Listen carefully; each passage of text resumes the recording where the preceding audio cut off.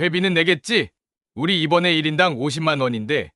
동창들의 비웃음 속에서 그는 조용히 자리에서 일어났다. 그냥 이대로 찍어주세요. 이게 내 모습이니까요. 낡은 작업복, 기름때 묻은 손, 플래시가 터졌고 그의 당당한 눈빛이 사진 속에 영원히 새겨졌다. 그러나 그 누구도 박수를 치지 않았다. 몇 분 뒤, 동창들은 자랑하던 와인을 바라보며 고개를 숙였습니다. 우린 형편없는 친구들이었군.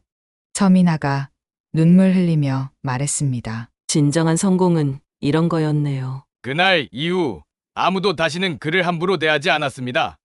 60대가 된 지금 진짜 인생 승부는 이제부터였습니다.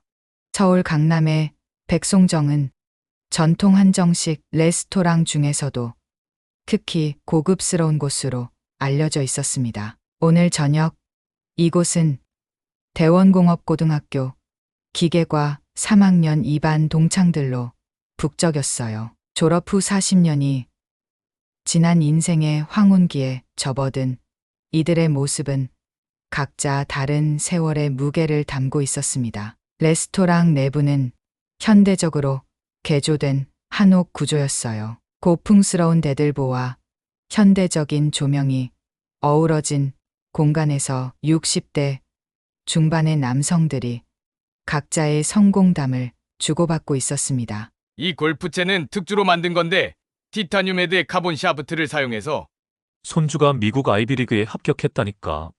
내가 등록금을 대주기로 했지. 퇴직금으로 제주도의 땅을 샀는데 작년에 가격이 2배로 뛰었어.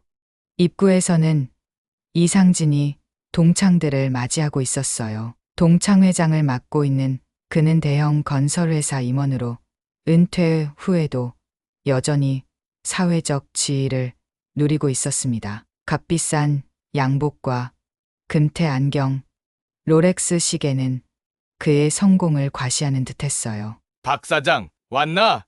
아직도 머리카락이 많네. 부럽다. 오영식 원장, 병원은 아들에게 잘 물려줬나? 골프 핸디는 좀 늘었어.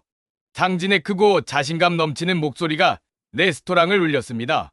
그때였어요. 입구의 자동문이 열리며 한 남성이 들어섰습니다. 순간 주변이 미묘하게 조용해졌어요. 방금 들어온 남성은 다른 동창들과는 너무나 다른 모습이었습니다. 낡은 청바지에 그을음이 묻은 작업복 점퍼를 입은 모습. 흰머리는 단정하게 빗어넘기지 않고 헝클어져 있었고 손에는 장갑 자국이 선명했습니다. 마치 지금 막 공사장이나 기계 작업장에서 나온 것 같은 모습이었죠. 박지석이었습니다.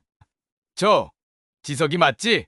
상진의 목소리에 당혹감이 묻어났어요. 40년이라는 세월이 흘렀지만 기계과에서 항상 1등을 했던 그 영민한 얼굴을 잊을 수는 없었습니다. 하지만 지금 그의 모습은 너무나 의외였어요. 지석은 조용히 고개를 끄덕였습니다. 그의 눈빛은 40년 전과 마찬가지로 맑고 영리했지만 얼굴 가득한 깊은 주름과 햇볕에 그을린 피부는 쉽지 않은 삶을 말해주는 듯했어요. 들어오게.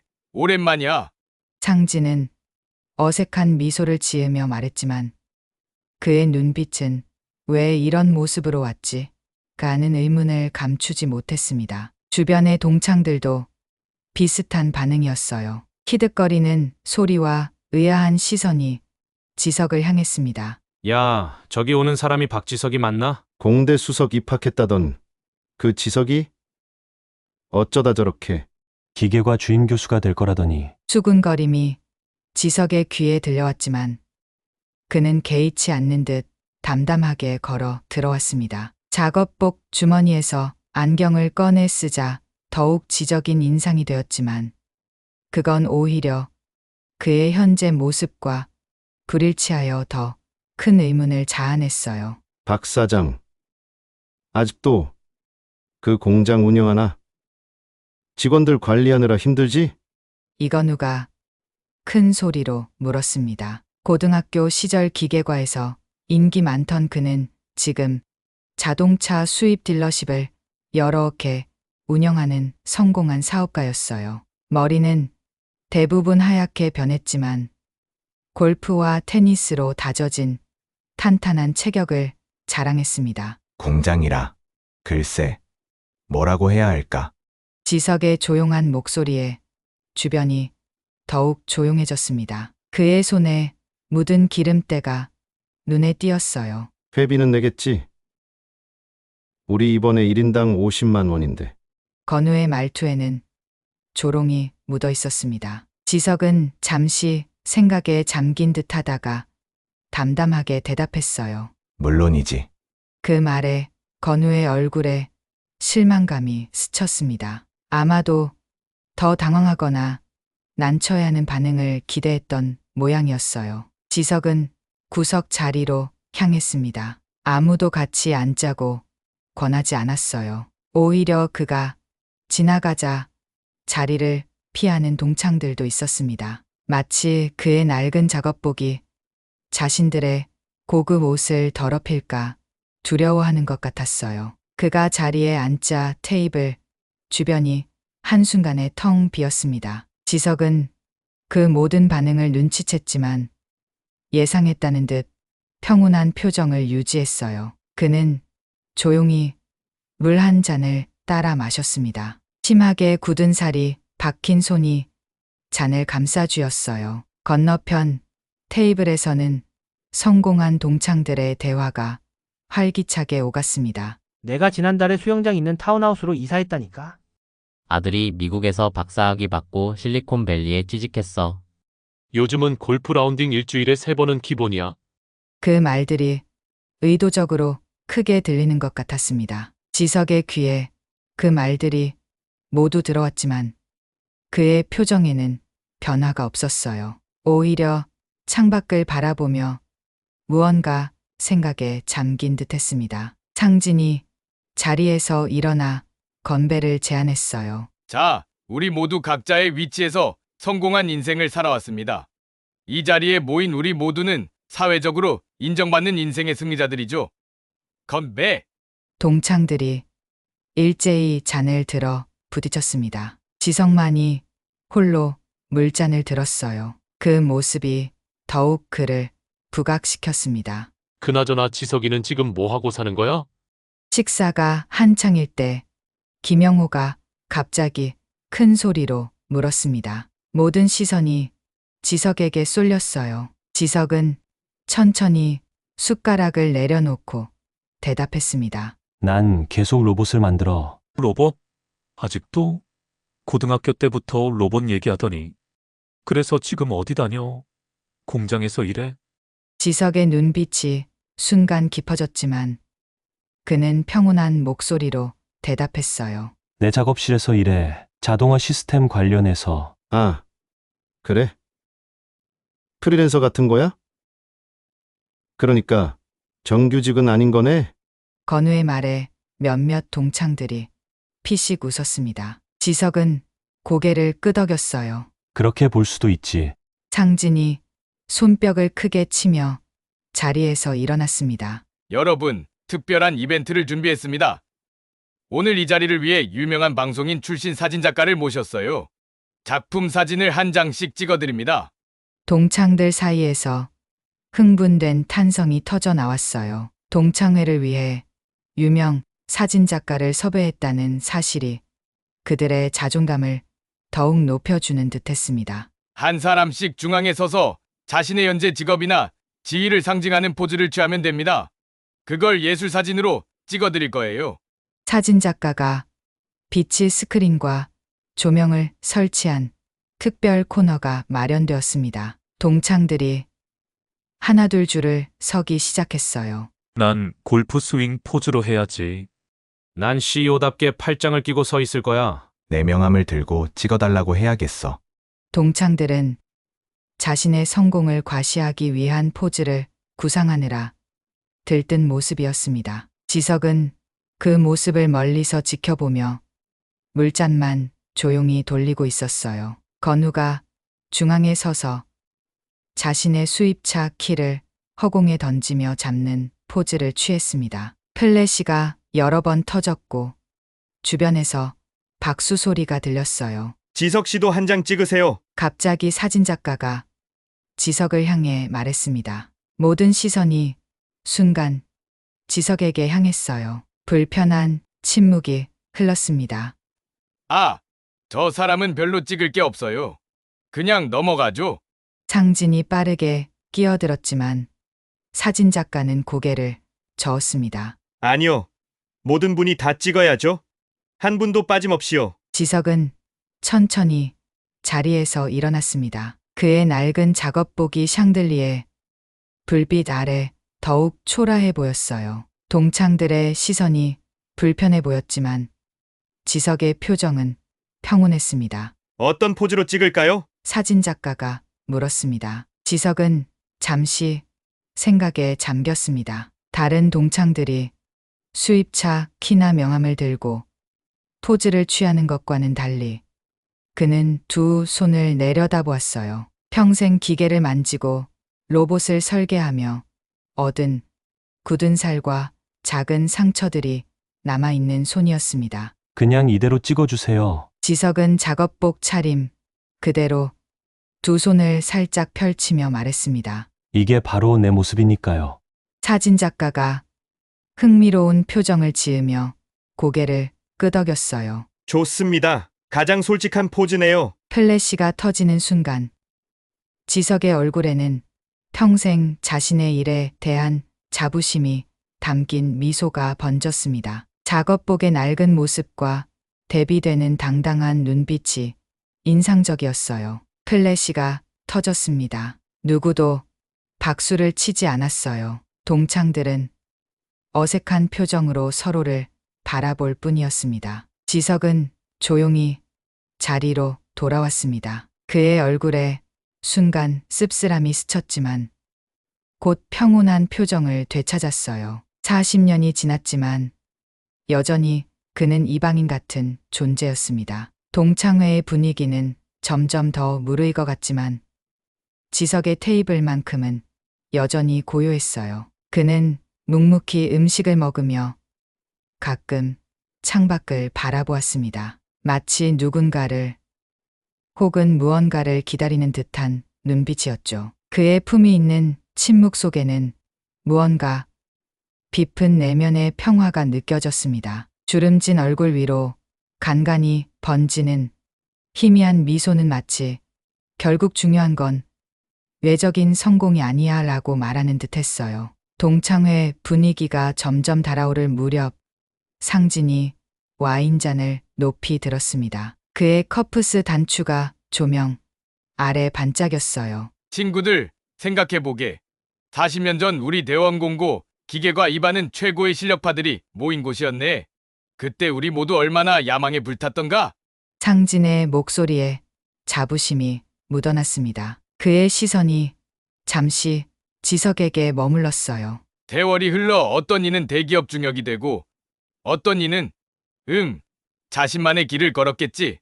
하지만 모두 나름의 방식으로 가치 있는 삶을 살아왔다고 믿네. 지석은 그 말이 자신을 겨냥한 것임을 알면서도 표정 변화 없이 물잔만 조용히 기울였어요. 손가락 관절마다 깊게 파인 굳은 살이 오랜 세월의 흔적을 말해주고 있었습니다. 자네들의 건강과 앞으로 남은 황금빛 노년을 위해 건배세. 건배. 외침과 함께 유리잔이 부딪혔습니다. 지석만이 홀로 물잔을 들었고 그 모습이 그를 더욱 고립시켰어요. 한식 요리가 차례로 나오기 시작했고 건우가 갑자기 큰 소리로 물었습니다. 맞아. 생각났어. 지석이 말이야. 3학년 때 전국기능경진대회에서 대통령상 받았었지? 근데 그 실력으로 어떻게 지금까지 작업복 차림인 거지? 그 말에 지석의 마음속에서 오래된 기억이 떠올랐습니다. 1980년 가을 18살 지석은 밤을 새워 완성한 정밀기계 부품을 케이스에 넣었습니다. 공장 사고로 다친 아버지의 병원비를 위해 그는 이번 대회에서 꼭 우승해야만 했어요. 아침에 어머니가 눈시울을 붉히며 말했습니다. 우리 아들, 이번에도 꼭 1등해서 아버지 수술비 마련하자. 대회장에서 몇몇 반 친구들이 구경 왔지만 대부분은 건우 주변에 모여 있었어요. 이번엔 서울 기계공고 애들이 세다던데 지석이 이기겠냐? 지석은 그 소리에 신경 쓰지 않고 작업에만 집중했습니다. 그의 손길은 놀랍도록 정확했어요. 금메달과 대통령상 수상자는 대원고업고등학교 박지석 학생입니다. 지석의 눈가에 기쁨의 눈물이 맺혔습니다. 하지만 객석에서는 건우와 친구들이 퉁명스러운 표정으로 바라보고 있었어요. 다음 날 학교에서 담임 선생님은 지석을 크게 칭찬했지만 친구들의 반응은 달랐습니다. 금메달이 뭐 대수라고 그렇게 자랑이야? 어차피 대학 가서도 기술자나 되겠지. 건우의 비아냥에 교실이 웃음바다가 되었습니다. 그 순간 지석의 가슴 속에서 무언가 얼어붙는 느낌이 들었어요. 회상에서 깨어난 지석은 차분한 목소리로 대답했습니다. 난 그저 내 길을 갔을 뿐이네. 로봇 자동화 분야를 계속 연구해왔지. 미나가 호기심 어린 눈으로 물었습니다. 서울대 공대 수석 입학했다면서요? 지금은 어디서 일하세요? 삼성이나 LG 연구소에 계신 줄 알았어요. 지석은 잠시 창밖을 바라보았습니다. 내 연구소야. 소규모 로봇 자동화 스튜디오를 운영하고 있네. 태호가 금세 끼어들었습니다. 그래? 직원은 몇 명이나 되는데 연매출은? 지석의 가슴이 무거워졌습니다. 나 혼자야. 필요할 때마다 협업자들을 영입하지. 그 말에 테이블 주변에서 작은 웃음소리가 새어나왔습니다. 그렇군. 프리랜서 같은 개념이군. 태호가 말했습니다. 나는 지난해 포스코 상무에서 명예퇴직하고 지금은 골프와 손주 육아에 시간 투자 중이야. 퇴직금으로 제주 애월에 땅도 샀지. 건우가 술기운에 얼굴이 붉어진 채 지석 앞으로 다가왔습니다. 솔직히 말해봐, 지석아. 40년간 뭘 한 거야? 우리는 다 성공해서 편하게 지내는데 넌 지금도 일하고 있잖아. 서울대 수석으로 들어갔던 그 머리로 뭘 했길래. 주변이 갑자기 조용해졌습니다. 지석의 얼굴이 굳어졌어요. 성공의 기준은 사람마다 다르네. 자네들처럼 살아야만 성공한 인생은 아니야. 지석의 말투는 차분했지만 그 속에 담긴 단단함이 건우를 주춤하게 했습니다. 하지만 술기운에 취한 건우는 물러서지 않았어요. 허! 아직도 잘난 척이냐?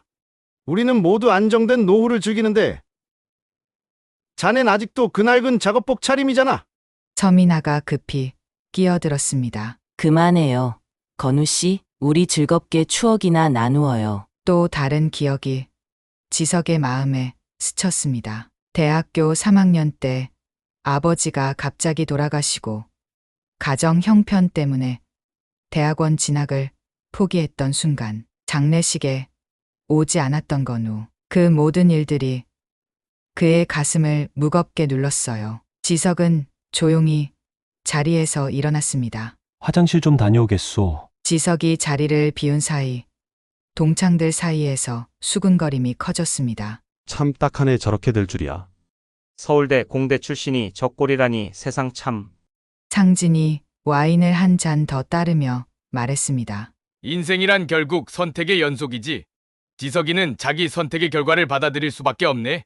화장실에서 돌아온 지석의 얼굴은 룰로 씻은 듯 더욱 맑아 보였습니다. 그의 표정은 한결 평온했어요. 자리에 앉아 천천히 물을 마시며 그는 창 너머 서울의 야경을 바라보았습니다. 깊은 주름 속에서도 그의 눈은 특별한 지혜와 고요함을 담고 있었습니다. 시간이 흐르며 동창회는 더욱 시끌벅적해졌어요. 누군가 태블릿으로 옛 노래를 틀었고 동창들은 흥겹게 어깨를 들썩였습니다. 지석은 여전히 조용히 자리를 지키고 있었어요. 갑자기 레스토랑 입구 쪽에서 사람들이 술렁이기 시작했어요. 문이 열리며 누군가 들어오는 모습에 지석의 시선이 그쪽으로 향했습니다. 오랫동안 기다려온 순간이 찾아온 듯 그의 얼굴에 담담한 기대감이 서렸어요. 레스토랑 입구가 열리며 한 젊은 여성이 들어섰습니다. 세련된 정장 차림에 단정하게 묶은 머리, 그리고 자신감 넘치는 걸음걸이가 인상적이었어요. 그녀는 주변을 둘러보더니 곧장 지석을 향해 걸어왔습니다. 박 회장님, 죄송합니다. 늦었네요. 갑작스러운 호칭에 동창들 사이에서 작은 술렁임이 일었어요. 그들의 눈에는 당혹감과 의문이 가득했습니다. 회장님이라고? 누구를 두고 하는 말인지 확신할 수 없다는 듯 모두가 서로의 얼굴을 바라보았어요. 지석은 천천히 자리에서 일어났습니다. 그의 얼굴에 미소가 번졌어요. 괜찮네. 민지 씨. 내가 일부러 일찍 온 거니까. 젊은 여성은 공손하게 고개를 숙이며 태블릿을 꺼내들었습니다. 미국 MIT 연구팀과의 화상회의 준비가 모두 끝났습니다. 30분 후에 시작하는데 회장님이 꼭 참석하셔야 한다고 해서요. 동창들의 표정이 점점 더 혼란스러워졌어요. 미국 MIT 화상회의 작업복 차림의 지석과 이 단어들이 어울리지 않았습니다. 상진이 어색한 미소를 지으며 물었어요. 지석이 이게 다 무슨 일이야? 설마 자네가 회사 대표라도 되었나? 지석은 대답하려 했지만 그때 레스토랑 내부에 설치된 거대한 TV 스크린에 갑자기 긴급 뉴스 속보가 흘러나왔습니다. 앵커의 목소리가 레스토랑 안을 울렸어요. 방금 들어온 속보입니다. 경북 포항 앞바다에서 규모 6.5의 강진이 발생했습니다. 쓰나미 경보가 발령되었으며 해안가 주민들은 즉시 대피해야 합니다. 모두의 시선이 TV로 향했어요. 화면에는 흔들리는 건물들과 공포에 질린 시민들의 모습이 비춰졌습니다. 지석의 표정이 순식간에 바뀌었어요. 그의 눈빛이 날카로워졌고 얼굴의 모든 주름이 긴장으로 굳어졌습니다. 민지 씨, 즉시 RB7 가동해. 포항 현장에 있는 우리 팀에게 연락해. 젊은 여성이 재빨리 태블릿을 조작하기 시작했어요. 그녀의 손가락이 화면 위를 바쁘게 움직였습니다. 이미 가동 준비 중입니다. 포항지사에서 RB7 세대를 투입 준비 완료했어요. 대기 중인 팀에게 지시를 내리겠습니다. 동창들은 이 모든 상황을 놀란 눈으로 지켜보았어요. 건우가 혼란스러운 표정으로 물었습니다. 지석아, 도대체 무슨 일이 벌어지고 있는 거야? RB7이 뭔데? 지석은 심각한 표정으로 대답했어요. 재난 구조용 로봇이네. 내가 설계한 최신형 모델이지. 좁은 공간에도 들어갈 수 있고 최대 200kg의 무게를 들어 올릴 수 있어. 그의 말이 채 끝나기도 전에 민지의 태블릿에서 알림음이 울렸습니다. 회장님, 첫 번째 로봇이 현장에 도착했습니다. 실시간 영상을 받고 있어요. 지석이 태블릿을 받아들자 화면에는 건물 잔해 사이를 움직이는 로봇의 모습이 나타났어요. 정교하게 설계된 금속팔이 콘크리트 더미를 조심스럽게 들어 올리고 있었습니다. 소리 감지 센서를 최대로 올려. 생존자 찾는 데 집중해.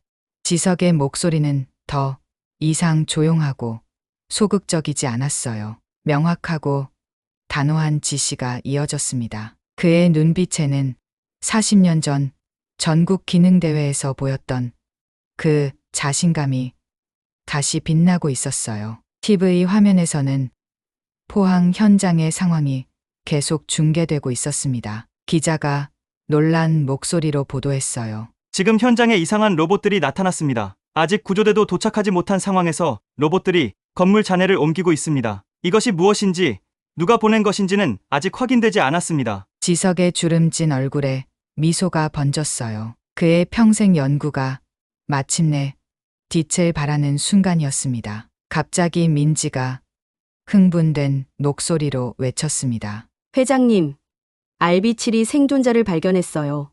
3세 정도의 아이가 붕괴된 어린이집 잔해에 갇혀 있습니다. 레스토랑 안에 있던 모두의 숨이 멈췄어요. TV 화면에서는 로봇이 조심스럽게 콘크리트 덩어리를 들어 올리는 모습이 중계되고 있었습니다. 지석의 얼굴에 긴장감이 가득했어요. 그의 손가락이 태블릿 화면을 빠르게 조작했습니다. 압력 센서 확인해. 무게 분산 알고리즘 가동해. 천천히, 아주 천천히 들어올려. 그의 목소리는 떨리고 있었지만 그것은 두려움이 아닌 집중력에서 오는 떨림이었어요. 레스토랑 안의 모든 사람들이 숨을 죽인 채 지석의 지시를 지켜보았습니다. 마침내 TV 화면에서 감격스러운 장면이 펼쳐졌어요. 로봇이 잔해를 들어 올리자 그 아래에서 작은 아이가 발견되었습니다. 구조대원이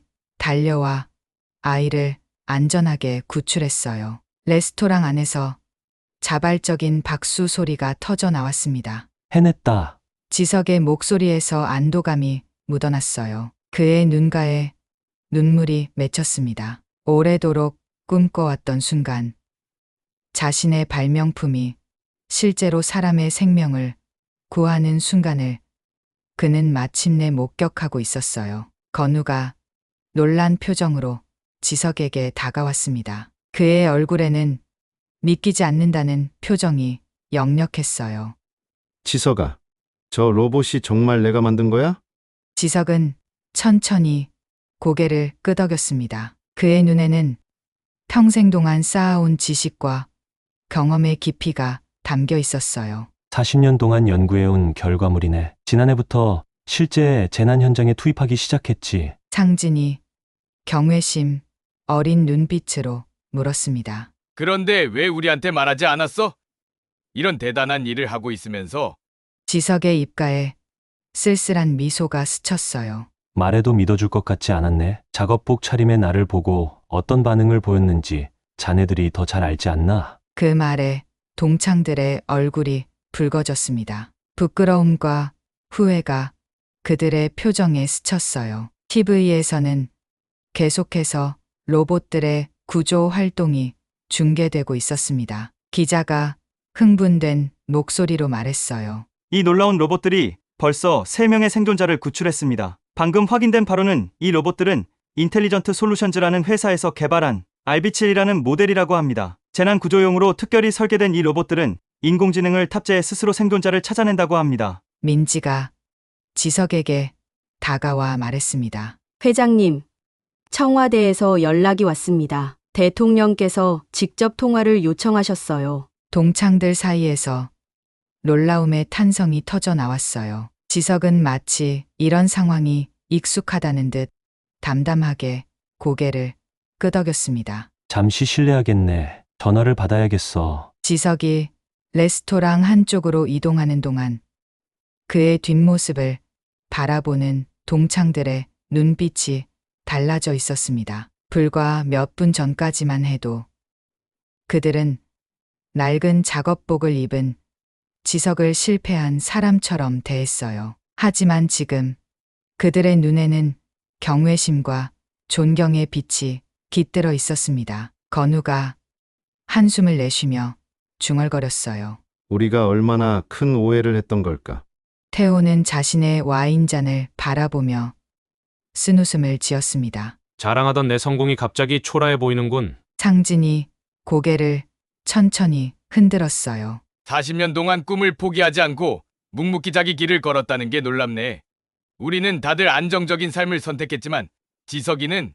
그의 말이 끝나기도 전에 갑자기 레스토랑 조명이 깜빡이기 시작했습니다. 바닥이 미세하게 흔들렸어요. 지진의 여파가 서울까지 미치고 있었습니다. 레스토랑 안이 미세하게 흔들렸습니다. 샹들리에가 까딱거리며 그림자가 벽에 춤추듯 움직였어요. 손님들 사이에서 불안한 웅성거림이 일었습니다. 지석은 전화를 끊자마자 단호한 표정으로 빠르게 민지에게 다가갔어요. 서울지사팀에게 연락해.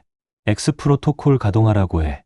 민지의 얼굴이 창백해졌습니다. 그녀의 손가락이 태블릿 위에서 잠시 멈칫했어요. 회장님, 정말 그렇게까지. 지석은 눈을 감고 깊게 숨을 들이마셨습니다. 주름진 이마에 긴장의 땀방울이 맺혔어요. 직감이 그러네. 이번엔 심각해. 우리가 예측했던 것보다 훨씬 더. 그의 목소리는 차분했지만 그 안에 담긴 무게가 상황의 심각성을 말해주고 있었어요. 민지는 더 이상 묻지 않고 재빨리 태블릿을 조작하기 시작했습니다. 동창들이 불안한 표정으로 지석에게 모여들었어요. 건우가 먼저 입을 열었습니다. 지석아, 혹시 여기도 위험한 거야? 지석은 창밖을 바라보며 천천히 고개를 끄덕였어요. 포항 지진의 여파가 예상보다 크네. 서울도 안전하지 않아. 창진이 불안한 목소리로 물었습니다. 그럼 어떻게 해야 하지? 대피해야 하나? 지석의 눈빛이 달라졌어요. 청년 시절의 날카로운 집중력이 그의 주름진 눈가에 다시 깃든 듯했습니다. 이 건물은 내가 설계한 재진 시스템이 있어서 안전하네. 하지만 주변 건물들은 장담할 수 없지. 그의 말에 동창들이 놀란 표정을 지었어요. 태호가 입을 벌린 채 물었습니다. 내가 이 건물을 설계했다고? 지석은 대답 대신 민지에게 고개를 돌렸어요. 서울 상황은 어떤가? 민지가 태블릿을 보며 보고했습니다. 강남, 여의도 지역에서 노후 건물 몇 곳이 균열 발생했어요. 지하철은 모두 정지 상태고 도로는 대혼잡입니다. X 프로토콜 가동됐고 우리 드론 부대가 이미 위험 지역 상공에 배치되었습니다. 지석이 눈을 감고 잠시 생각에 잠겼어요. 그의 얼굴에 깊은 고뇌가 스쳤습니다. 마치 수십 년간의 경험과 지식을 한순간에 총동원하는 것 같았어요. 송파 쪽 균열이 가장 위험해. 거기에 RB7 세대 추가 투입해. 동시에 용산 지역 노후 아파트 대피 지시 내려. 태호가 믿을 수 없다는 표정으로 지석을 바라보았어요. 지석아, 너 대체 누구야? 그냥 로봇 연구가가 아닌 것 같은데. 레스토랑의 TV 화면이 다시 바뀌었습니다. 뉴스 속보가 흘러나왔어요. 포항 지진의 여파로 서울 일부 지역에서도 피해가 발생하고 있습니다. 하지만 놀라운 사실은 인텔리전트 솔루션즈의 재난 대응 시스템이 이미 가동되어 피해를 최소화하고 있다는 점입니다. 화면에는 하늘을 날아다니는 드론들과 건물을 지지하는 특수 로봇들의 모습이 비춰졌어요. 기자의 목소리가 이어졌습니다. 인텔리전트 솔루션즈의 박지석 회장은 비상 상황에 대비해 이미 수년 전부터 X 프로토콜이라는 재난 대응 시스템을 준비해왔다고 합니다. 이 시스템은 인공지능이 지진의 여파를 분석하고 드론과 로봇을 자동으로 투입해 피해를 최소화하는 획기적인 기술입니다. 동창들의 입이 동시에 벌어졌어요. 그들의 눈에는 믿기지 않는다는 표정이 역력했습니다. 건우가 더듬거리며 말했습니다. 회장, 박지석 회장이라고? 너 정말 인텔리전트 솔루션즈의 대표였어? 지석은 쓸쓸한 미소를 지었어요. 그의 눈에는 평생 동안의 고독한 노력이 깃들어 있었습니다. 그저 내가 좋아하는 일을 했을 뿐이네. 학창시절부터 꿈꿔왔던 로봇이 사람을 구할 수 있다면 그것으로 충분해. 대화가 이어지던 중 민지의 태블릿에서 알람이 울렸어요. 그녀가 놀란 표정으로 지석을 바라보았습니다.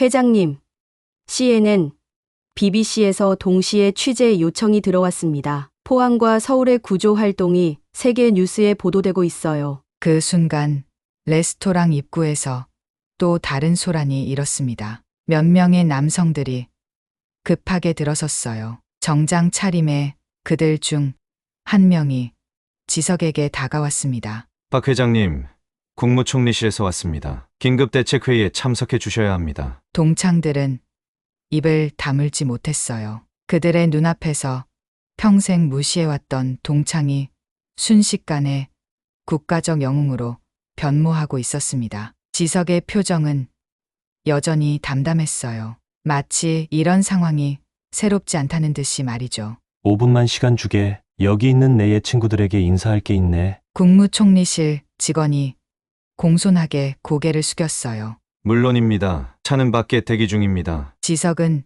천천히 동창들을 돌아보았습니다. 그의 눈에는 분노도 원망도 없었어요. 오히려 따뜻한 이해의 빛이 담겨 있었습니다. 실은 오늘 이 자리에 온 것도 다 목적이 있었네. 인텔리전트 솔루션즈가 은퇴 엔지니어 재취업 프로그램을 시작하거든. 우리 동창들 중에 관심 있는 사람이 있을까 해서. 그의 말에 동창들의 얼굴이 붉어졌어요. 부끄러움과 감동이 뒤섞인 표정이었습니다. 상진이 떨리는 목소리로 말했습니다.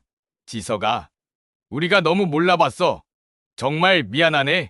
건우는 고개를 숙인 채 말을 잇지 못했어요. 그의 눈가에 눈물이 맺혔습니다. 40년간의 오만함이 한순간에 무너져 내리는 듯했어요. 지석은 부드러운 미소를 지으며 건우의 어깨를 가볍게 두드렸습니다. 괜찮아. 우리 모두 각자의 길을 선택했을 뿐이니까. 그 순간 건우의 마음속에서 무언가가 무너져 내렸어요. 평생 우월감으로 쌓아올린 벽이 한순간에 허물어지는 느낌이었습니다. 그는 고개를 들어 지석의 눈을 바라보았어요. 내가 그렇게 대단한 사람일 줄 몰랐어. 난 그저 지석은 건우의 말을 자연스럽게 끊었습니다. 인생은 다 여정이야. 자네도 자네 나름대로 최선을 다했겠지. 레스토랑 창밖으로 검은색 리무진이 도착하는 모습이 보였어요. 민지가 지석에게 다가와 작게 속삭였습니다.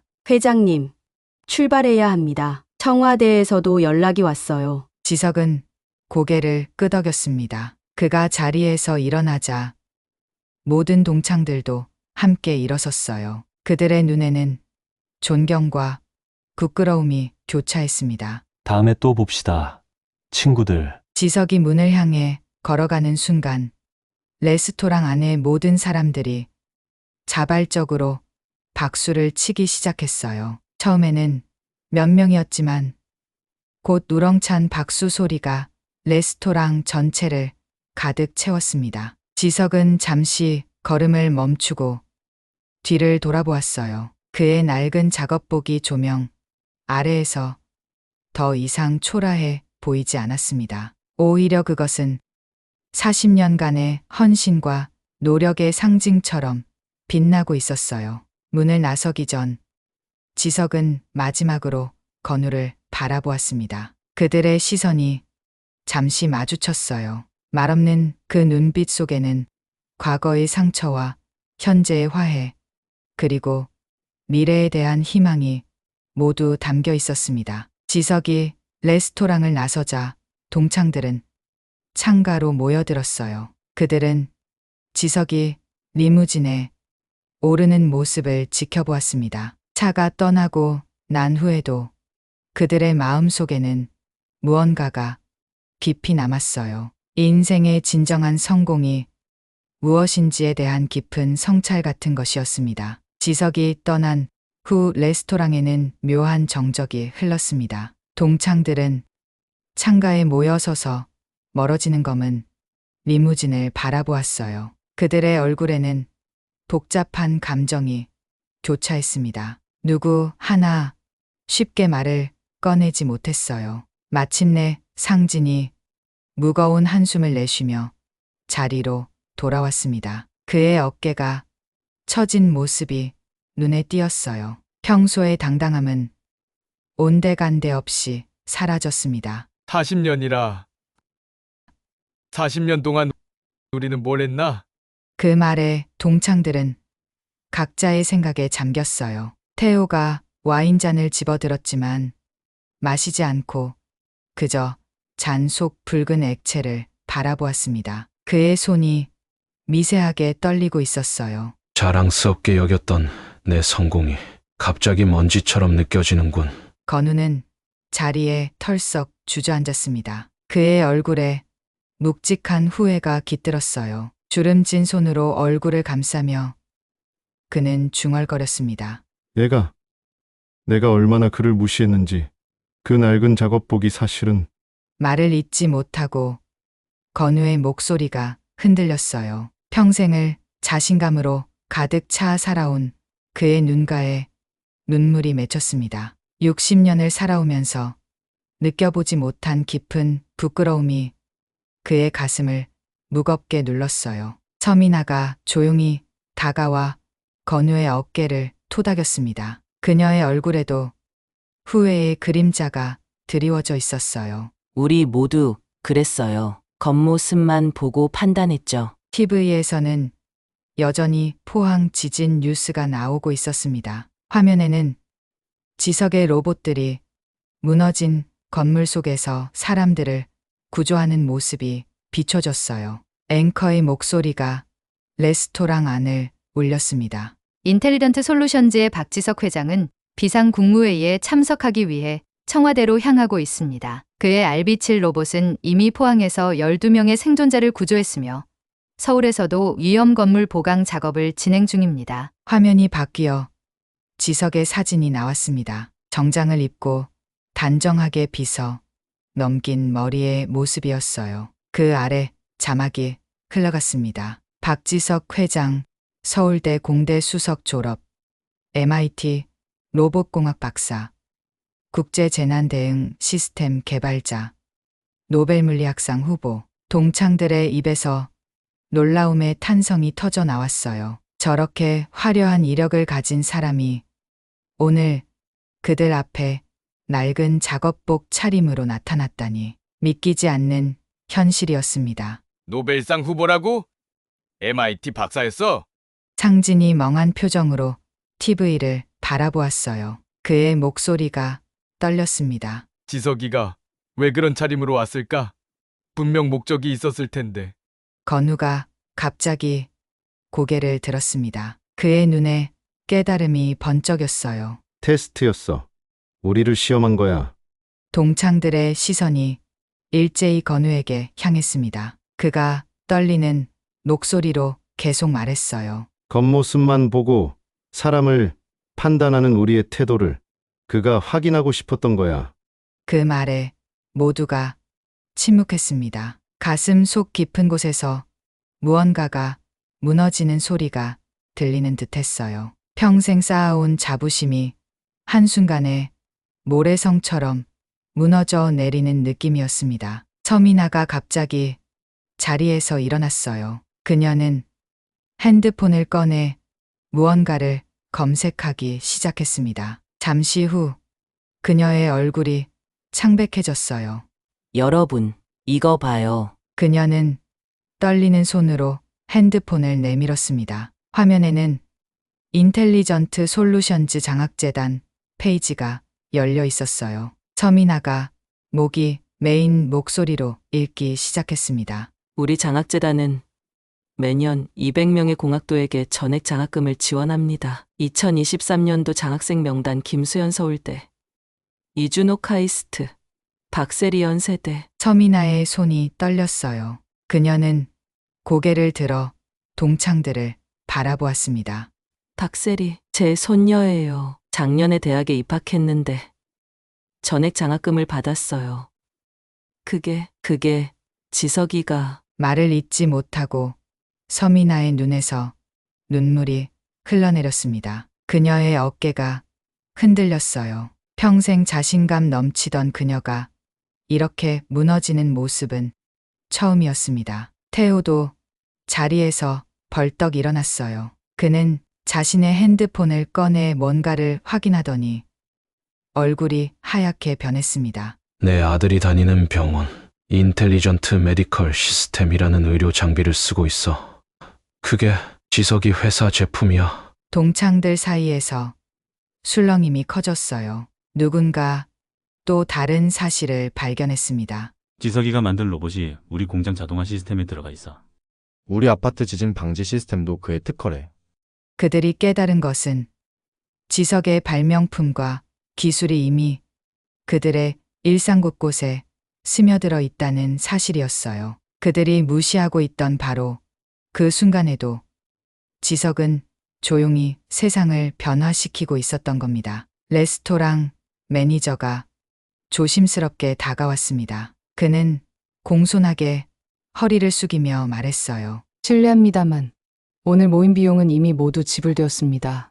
상진이 놀란 표정으로 물었습니다. 누가요? 박지석 회장님께서 1년 전에 미리 예약하시면서 모든 비용을 지불하셨습니다. 특별 코스 요리와 최고급 와인까지 모두요. 그 말에 동창들의 얼굴이 굳어졌어요. 지석은 이 모든 것을 계획했던 겁니다. 1년 전부터 자신이 동창회에서 어떤 대우를 받을지 알면서도 그는 모든 것을 준비했던 거예요. 건우의 입에서 쓴웃음이 흘러나왔습니다. 그는 자신의 와인잔을 바라보았어요. 지석이 미리 결제한 최고급 와인이었습니다. 우린 정말 형편없는 친구들이었군.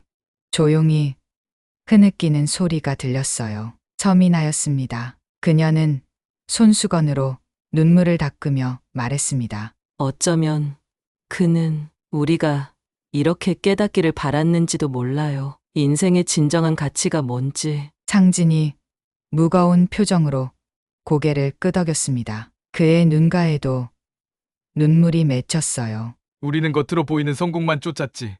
정작 중요한 걸 놓쳤어.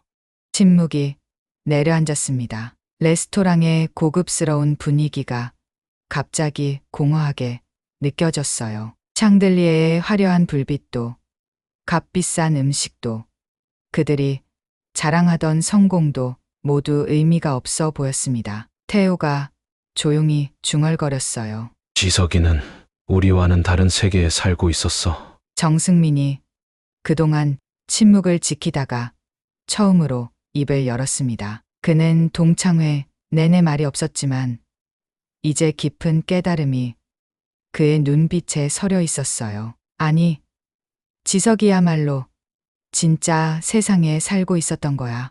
우리는 그저 자기 만족의 거품 속에 있었을 뿐이지. 그의 말은 모든 동창들의 가슴에 깊이 박혔습니다. 평생 자신들이 옳은 선택을 했다고 믿어왔던 그들에게 오늘의 깨달음은 가슴을 파고드는 통증처럼 다가왔어요. 건우가 천천히 자리에서 일어났습니다. 그의 손이 떨렸지만 목소리는 단호했어요. 나 지석이에게 사과하러 갈 거야. 상진이 놀란 표정으로 물었습니다. 지금 청와대에? 어디든 찾아갈 거야. 오래 미뤄왔던 사과를 이제는 해야 할 것 같아. 건우의 말에 다른 동창들도 하나둘씩 자리에서 일어났어요. 그들의 눈빛에는 새로운 결심이 서려 있었습니다. 단순한 미안함을 넘어 인생에 대한 근본적인 성찰이 깃든 눈빛이었어요. 민지가 입구에서 걸어오는 모습이 보였습니다. 그녀는 태블릿을 들고 동창들에게 다가왔어요. 선배님들, 죄송합니다만 회장님께서 메시지를 남기셨습니다. 모두의 시선이 민지에게 향했어요. 그녀는 태블릿을 펼쳐 보여주었습니다. 화면에는 지석의 얼굴이 보였어요. 작업복을 입은 모습 그대로였습니다. 영상이 재생되기 시작했어요. 민지가 태블릿을 테이블 위에 세웠습니다. 화면 속 지석의 모습이 동창들의 시선을 사로잡았어요. 그는 여전히 낡은 작업복 차림이었지만 이제 그들의 눈에는 그 옷이 전혀 다르게 보였습니다. 안녕하세요, 친구들. 지석의 목소리가 레스토랑에 울려 퍼졌어요. 그의 얼굴에는 따뜻한 미소가 번져 있었습니다. 40년의 세월이 만들어낸 주름 사이로 소년 같은 순수함이 비쳤어요. 이 영상을 보고 있다면 내가 자리를 떠난 후겠지요. 오늘 이 자리에 온 진짜 이유를 알려드리고 싶었습니다.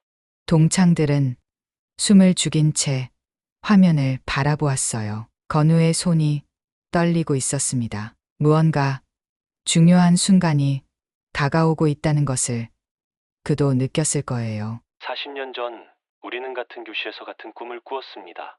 하지만 각자 다른 길을 선택했지요. 누구의 선택이 옳고 그르다고 할 수는 없습니다. 지석의 목소리에 깊은 연륜이 묻어났어요. 그것은 단순한 말이 아니라 평생을 통해 얻은 지혜였습니다. 오늘 이 자리에 오면서 솔직히 두려웠습니다. 40년 전의 상처가 아직 남아있을까 걱정도 됐고, 여러분들이 나를 어떻게 볼지도 궁금했어요. 그의 눈빛이 조금 흔들렸습니다. 강인한 기업인의 모습 뒤에 여전히 인간적인 취약함이 있었음을 그 순간 모두가 느꼈어요. 하지만 이제 깨달았습니다. 우리는 모두 같은 여정에 다른 길을 걸어왔을 뿐이라는 것을요. 각자의 방식으로 각자의 성공과 실패를 경험하면서. 지석이 잠시 말을 멈추고 깊은 숨을 들이마셨어요. 그의 눈가에 미세한 습기가 맺혔습니다. 이 작업복은 제가 매주 금요일마다 입는 옷입니다. 우리 회사의 모든 직원들과 함께 현장에서 일하는 날이죠. 처음부터 끝까지 직접 경험해보지 않으면 진짜 문제를 이해할 수 없다고 믿기 때문입니다. 그 말에 동창들의 시선이 변했어요. 작업복이 단순한 옷이 아니라 지석의 철학과 가치관을 담은 상징이었다는 것을 깨달았습니다. 오늘 여러분들을 만나고 싶었던 진짜 이유는 감사 인사를 전하기 위해서입니다. 감사라고? 건우가 믿을 수 없다는 듯 중얼거렸어요. 그의 눈이 커졌습니다. 감사라니. 그들이 지석에게 감사를 받을 이유가 어디 있었을까요? 여러분이 있었기에 제가 더 강해질 수 있었습니다. 여러분이 있었기에 저는 포기하지 않고 계속 도전할 수 있었어요. 지석의 목소리가 조금 떨렸습니다. 그것은 오래도록 간직해온 진심이었어요. 고등학교 때 여러분이 내 로봇을 비웃었을 때 나는 더 좋은 것을 만들겠다고 다짐했습니다. 대학 시절 누구도 내 아이디어를 믿지 않았을 때 나는 반드시 증명해 보이겠다고 맹세했어요. 그의 눈빛이 점점 강렬해졌습니다. 그것은 40년간의 노력과 열정이 만들어낸 불꽃이었어요. 때로는 외롭고 때로는 너무 힘들었지만 그럴 때마다 저를 지탱해 준 것은 바로 증명해내겠다는 의지였습니다. 여러분에게, 세상에게, 그리고 무엇보다 나 자신에게요. 동창들의 눈에 눈물이 맺혔습니다. 자신들이 무심코 던진 말과 행동이 지석에게 어떤 영향을 미쳤는지 비로소 깨달았기 때문이었어요. 그리고 오늘 이렇게 다시 만나 여러분에게 말할 수 있어 기쁩니다. 우리의 인생은 모두 소중하고 의미가 있었다고요.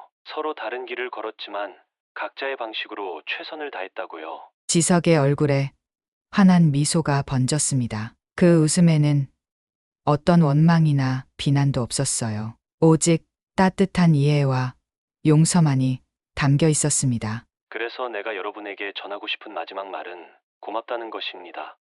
그리고 우리 다시 시작해봅시다. 동창들은 눈물을 참지 못했어요. 특히 건우는 고개를 푹 숙이고 어깨를 떨고 있었습니다. 평생 단 한 번도 울지 않았던 그가 오늘 처음으로 마음의 벽이 무너지는 경험을 했어요. 그리고 민지에게 봉투를 맡겨두었습니다. 인텔리전트 솔루션즈에서 진행 중인 베테랑 지혜 프로젝트에 대한 제안서예요. 관심 있으신 분들은 함께 해주시면 좋겠습니다. 화면 속 지석의 얼굴이 조금 더 가까워졌어요. 그의 눈빛에는 진심이 담겨 있었습니다. 우리가 쌓아온 경험과 지혜는 정말 소중한 자산입니다. 나이가 들수록 더 빛나는 가치가 있어요. 이제 그 가치를 함께 나눌 수 있다면 우리의 남은 인생은 더욱 의미 있을 거예요. 영상이 끝나고 태블릿 화면이 꺼졌습니다. 레스토랑 안에는 깊은 침묵만이 남았어요. 동창들의 눈가에는 눈물이 맺혀 있었습니다. 그것은 후회의 눈물이면서도 동시에 새로운 시작에 대한 희망의 눈물이었어요. 민지가 조용히 테이블 위에 흰색 봉투를 올려놓았습니다. 그녀도 감정이 복받친 듯했어요. 회장님이 이 프로젝트를 위해 1년 넘게 준비하셨습니다. 여러분의 이력과 경험을 모두 조사하셨고 각자에게 맞는 역할을 직접 구상하셨어요. 그 말에 동창들은 서로를 바라보았습니다. 지석이 그들을 단순히 만나러 온 것이 아니라 철저히 준비하고 계획한 만남이었다는 사실에 다시 한번 놀랐어요. 창진이 떨리는 손으로 봉투를 집어 들었습니다. 봉투를 열자 여러 장의 서류가 나왔어요. 각 페이지에는 동창들의 이름이 적혀 있었고 그들에게 제안하는 프로젝트의 내용이 자세히 설명되어 있었습니다. 이건 우리 각자를 위한 맞춤형 제안이잖아. 서민아가 놀란 목소리로 말했어요. 그녀의 페이지에는 청소년 교육 멘토링 프로그램 책임자라는 직함이 적혀 있었습니다. 평생 교직에 몸담았던 그녀의 경험을 살릴 수 있는 역할이었어요. 태호의 페이지에는 해외 사업 자문위원이라고 쓰여 있었습니다. 그의 국제 비즈니스 경험을 활용할 수 있는 포지션이었어요. 건우에게는 기술 혁신 고문이라는 역할이 제안되어 있었고요. 그는 우리 모두의 가치를 알아봤던 거야. 건우의 목소리가 떨렸습니다. 그의 눈에서 눈물이 흘러내렸어요. 평생 남들 앞에서 강인함을 보여주기 위해 억누르던 감정이 마침내 터져 나왔습니다. 우리가 그를 판단했을 때도 그는 우리를 판단하지 않았어. 우리의 진짜 가치를 봤던 거야. 창진이 서류를 내려놓고 깊은 숨을 내쉬었습니다. 그의 눈에도 눈물이 고였어요. 지석이는 우리보다 훨씬 앞서 있었어. 겉모습이 아닌 본질을 보는 법을 알고 있었던 거야. 레스토랑 창밖으로 서울의 밤 풍경이 펼쳐져 있었습니다. 수많은 빌딩들의 불빛이 밤하늘의 별처럼 빛나고 있었어요. 그 어딘가에서 지석은 여전히 사람들의 생명을 구하기 위해 일하고 있을 겁니다. 민지가 조용히 말했어요. 회장님이 마지막으로 전해달라는 말씀이 있습니다. 진정한 성공이란 혼자 정상에 오르는 것이 아니라 함께 산을 오르는 여정 속에 있다고 하셨습니다. 그 말에 동창들은 깊은 침묵에 빠졌습니다. 60년을 살아오면서 그들이 추구했던 그리고 이제야 깨닫게 된 인생의 진정한 의미가 그 한 문장에 담겨 있었어요. 건우가 천천히 자리에서 일어섰습니다. 그의 얼굴에는 이제 굳은 결심이 서려 있었어요. 나 이 제안을 받아들일 거야. 남은 인생 의미 있게 살고 싶어. 다른 동창들도 하나둘 고개를 끄덕였습니다. 그들의 눈빛에는 새로운 시작에 대한 기대와 설렘이 깃들어 있었어요. 창밖의 밤하늘에 별들이 더욱 밝게 빛나기 시작했습니다. 마치 그들의 새로운 여정을 축복하는 듯이 말이죠.